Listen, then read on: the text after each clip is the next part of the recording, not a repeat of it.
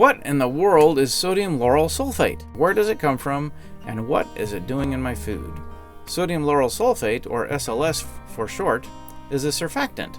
Emulsifiers are surfactants. As a surfactant, it reduces interface tension between different physical phases. Whenever different conditions exist, such as a liquid and gas, there's a lot of energy at the interface between the two, making that interface unstable. When making a salad dressing, you might want the oil and water to remain mixed, or you want to make a foam like a meringue and keep it from collapsing, such as when making an angel food cake. The way it works is one end of the molecule has an affinity for one phase and the other an affinity for a different phase. Sodium lauryl sulfate is also used in soaps and detergents. Why would we want components of soap in our food? Compounds can be used for many purposes. So there you go. Enjoy this new bit of edible knowledge you can eat.